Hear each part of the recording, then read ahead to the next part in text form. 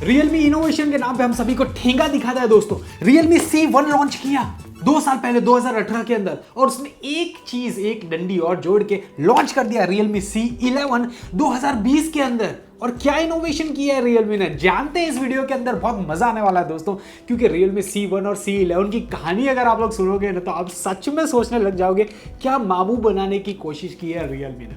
Hello friends, मैं एक और फिर से आप सभी का टेक डिवीजन पे स्वागत करता हूं। और इस वीडियो के अंदर सबसे पहले बात करते हैं Realme C1 स्मार्टफोन की। ये स्मार्टफोन लॉन्च किया गया था 2018 के अंदर, लगभग 2 साल पहले। 2GB RAM, 32GB internal storage के साथ में 7,499 यानी कि 7,500 रुपए के अंदर लॉन्च किया। 2 साल बाद में कंपनी अपना एक और स्मार्टफोन लॉन्च करती है, सेम वही चीज उठा के डाल दी, यानी कि 2GB RAM, 32GB internal storage 7,500 रुपए के अंदर लॉन्च कर दिया। कमाल की चीज है दोस्तों। डिस्प्ले की बात कर लेते हैं। 2018 के अंदर हमें दिया गया 6.2 इंच का एक HD प्लस डिस्प्ले। 2 साल बाद में हम लोग को दिया 6.5 इंच का एक HD प्लस डिस्प्ले। आप में से बहुत सारी पब्लिक बोलेगी यस, डिस्प्ले की साइज बढ़ाई है कंपनी ने, बहुत बढ़िया काम किया।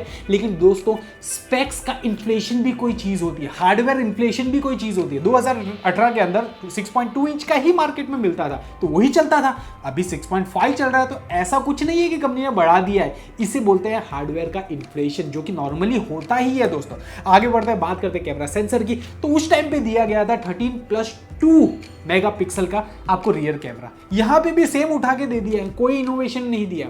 आपको माइट भी लगेगा कि सेंसर साइज बढ़ा दी है, अपर्चर की ओपनिंग बढ़ा दी है। नो दोस्तों, अगर आप गहराई में अगर दोनों स्मार्टफोन को देखोगे, 2 साल पहले भी आपको 1.12 माइक्रोन पिक्सल साइज का सेंसर साइज प्रोवाइड किया था, अभी भी वही प्रोवाइड किया है। f2.2 अपर्चर की ओपनिंग प्रोवाइड की थी, अभी भी वही किया है। सेल्फी कैमरा की बात कर ले, 5 मेगापिक्सल का सेल्फी कैमरा आपको प्रोवाइड किया था 2018 के अंदर Realme C1 के अंदर।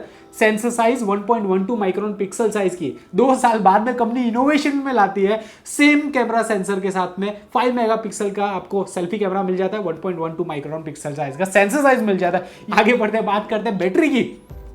2 साल पहले हमें ये प्रोवाइड की थी 4230 mAh की बैटरी, अभी दी है हम लोग को 5000 mAh की बैटरी। दोस्तों रिकॉल करो, मैंने आपको बोला था हार्डवेयर इन्फ्लेशन नाम की एक चीज होती है। उस टाइम पे ये बैटरी साइज चलती थी, अभी ये बैटरी साइज चलती है। ऐसा नहीं है कि कंपनी ने कुछ अलग से आपको बहुत ज्यादा चीज दे दी है। उस टाइम पे आपको 10 वॉट की फास्ट चार्जिंग दी थी, अभी भी सेम 10 वॉट की फास्ट चार्जिंग दी है।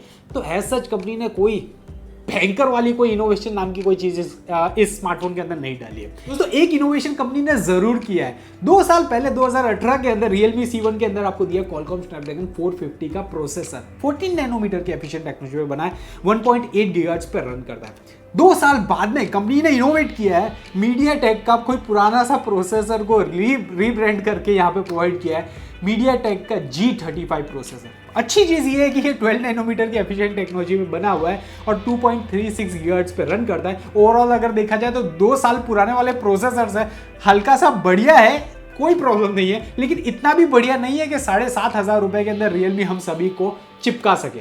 रही बात डिजाइन की, तो आई अप्रिशिएट कि डिजाइन के अंदर चेंजेस लाया गया है।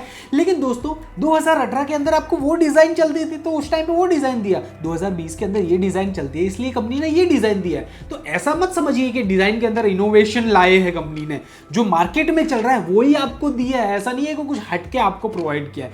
ओवरऑल अगर बात की जाए तो Realme C11 स्मार्टफोन को अननेसेसरीली लॉन्च किया है, थोड़ा सा ओवर प्राइस्ड के अंदर। ये जो स्मार्टफोन, इसके अगर स्पेक्स हम लोग देखें तो ये जो स्मार्टफोन है लगभग 6,500 रुपए के आसपास में होना चाहिए था।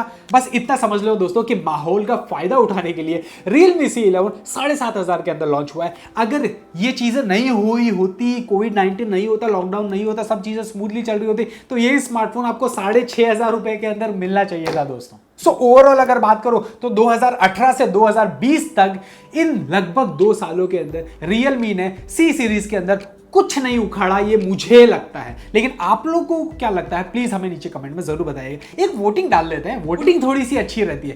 प्लीज वोट करके हमें बताइए कि Realme C11 स्मार्टफोन आपको अच्छा लगा, बेकार लगा या ओके लगा। वोट जरूर कीजिएगा। प्लस प्लस प्लस दोस्तों, वोट करने से काम नहीं बनेगा दोस्तों। नीचे कमेंट भी करके मुझे बताइएगा कि Realme C11 स्मार्टफोन आपको कितना ओवर प्राइस लगा, आपके हिसाब से इसकी सही प्राइस क्या होनी चाहिए थे।